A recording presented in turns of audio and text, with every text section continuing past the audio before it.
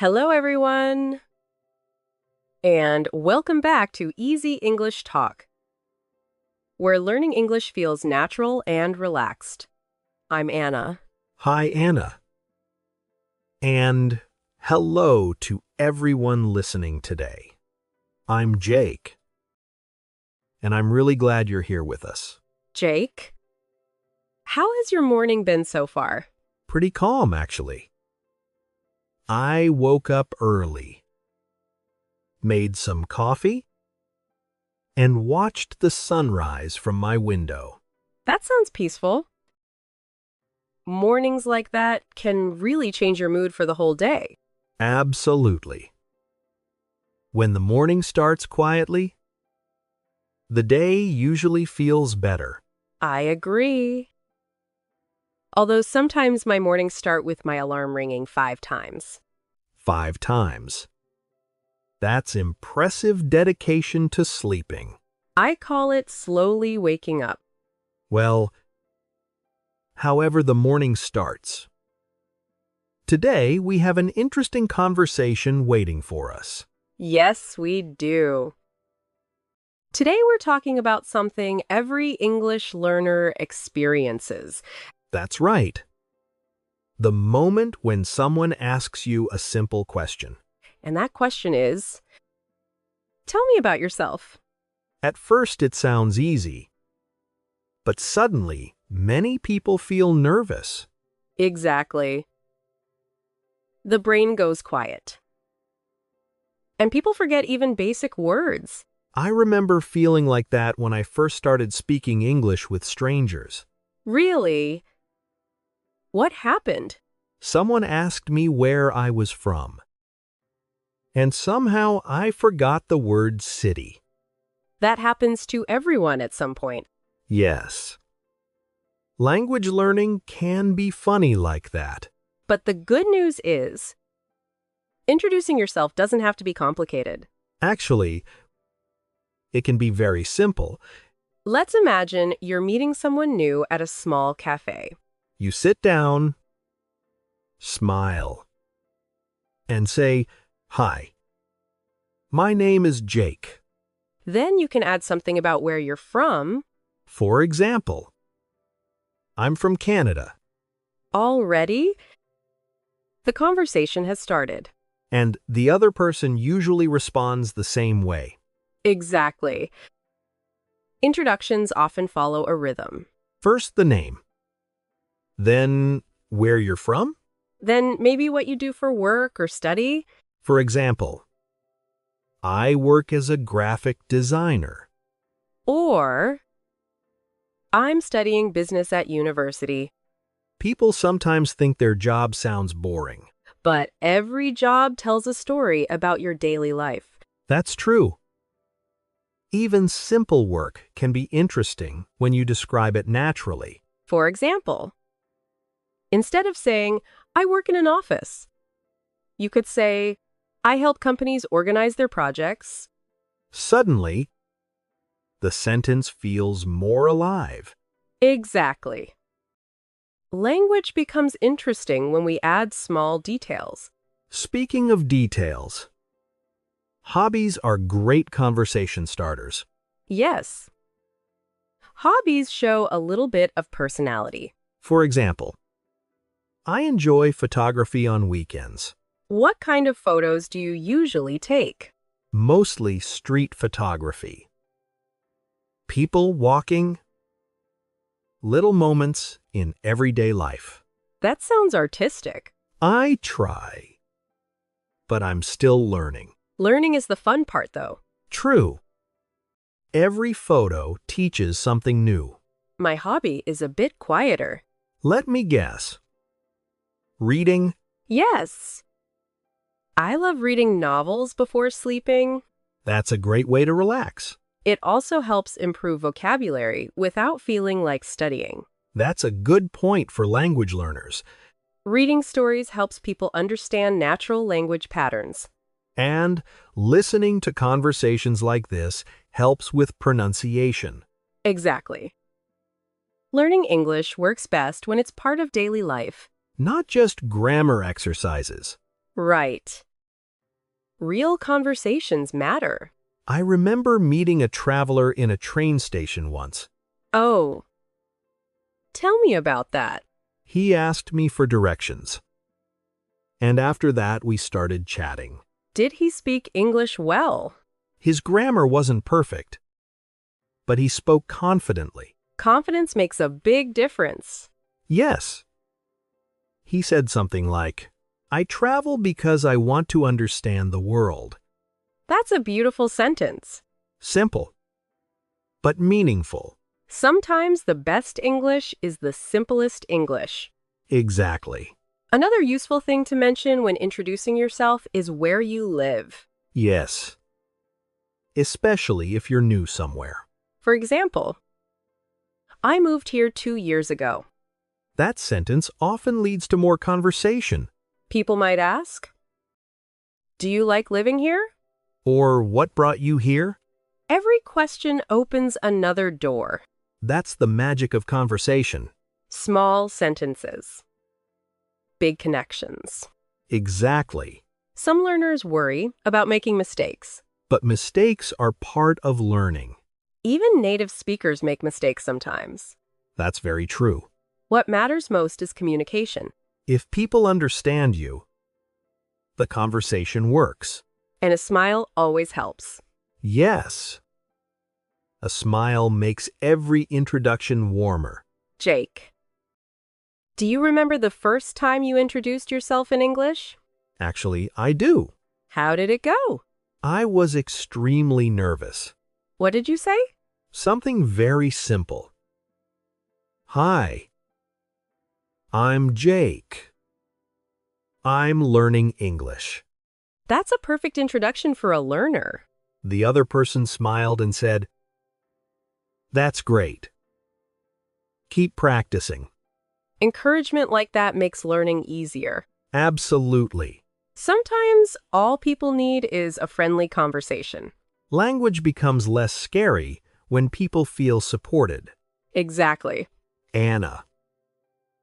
Imagine someone asks you right now, Tell me about yourself. All right. Let's try it. Hi. My name is Anna. I'm from a small coastal town. I work as a language teacher. In my free time, I enjoy reading and hiking. That sounds natural and friendly. 4 sentences are enough to begin a conversation. Exactly. After that, the conversation continues naturally. People might ask about your town. Or about the books you read. Or about hiking trails. And suddenly, you're having a real conversation. That's the goal of learning language. Communication. Connection. Understanding. You know, Anna. Sometimes people think introductions must be perfect. But actually, they just need to be honest. That's true. Honesty always sounds natural in conversation. For example, someone could say, I'm new here. I'm still learning the language. And most people will respond kindly. Because they understand learning takes time. Exactly. People usually appreciate the effort. Another helpful thing when introducing yourself is sharing something small about your day. Yes. Like saying, I just moved here last month. Or, today is my first day at this office. Those little details help people understand your situation. And they give the other person something to respond to. Conversations grow from small information. Jake, do you think personality shows through introductions? Definitely. Even a short introduction can reveal a lot about someone. For example, someone might say they love adventure. Or someone might say they prefer quiet activities. Both are interesting in different ways. That's the beauty of meeting new people. Everyone brings a different story. Speaking of stories, Have you ever met someone with a very unusual introduction? Actually, yes. Once I met a traveler who introduced himself in a funny way. What did he say? He said, "Hi, I'm Mark. I collect sunsets." That's a poetic introduction. Yes. He meant he travels to different places just to watch sunsets. That's a beautiful hobby. It made the conversation memorable immediately. Sometimes creativity makes introductions interesting. But beginners should still keep things simple first. Yes. Clarity is always better than complexity. For example, saying, "I enjoy cooking" is enough. Then, if someone is curious, they will ask more questions. Exactly. Conversations should grow naturally. Anna. Imagine you're meeting someone at a conference. All right. Let's imagine that situation. They ask you, "What do you do?" I might say, "I teach English and help people improve their communication skills." That sounds professional and friendly. What about you? What would you say? I might say, "I work with media projects, mostly creating educational content." That sounds interesting. People would probably ask, what kind of content? Exactly. And then the conversation continues. Another topic people often mention is travel. Yes. Travel is a universal conversation topic. You could say something like, "I love exploring new cities." Or, "I'm planning a trip next year." Travel stories often connect people quickly. Because many people share the same curiosity about the world. Even small trips can become interesting stories. Very true. Sometimes people also mention their goals. Yes. Goals show what motivates someone. For example, "I'm learning English because I want to work internationally." Or, "I want to travel more in the future." Sharing goals makes a conversation more meaningful. It shows direction and passion. And it often inspires others. Anna, do you think confidence grows with practice? Absolutely. The more you speak, the more comfortable you feel. At first, it might feel awkward. But after many conversations, it becomes natural. That's how language learning works. Practice slowly builds confidence. Another helpful idea is preparing a few sentences beforehand. Yes. Like a small personal introduction, you can always use Something like, "Hi, I'm Jake. I enjoy learning about different cultures." that sentence alone can start a great conversation. Exactly. Simple but meaningful. Jake, do you prefer formal introductions or casual ones? It depends on the situation. For example, At work events, I speak more formally, and with new friends. more relaxed, more personal. That flexibility is important. Yes. Language adapts to the situation. But the core idea remains the same. Be clear, be friendly, and be genuine. Exactly. Anna, before we finish today, let's remind everyone of our main tips. First, start with your name. Second, mention where you're from. Third, talk about what you do or study. Fourth, share a hobby or interest. And finally, smile and relax during the conversation. English is just a tool to connect with people. That's the most important idea.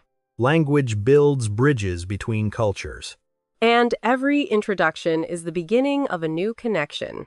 We hope today's conversation helps you feel more confident.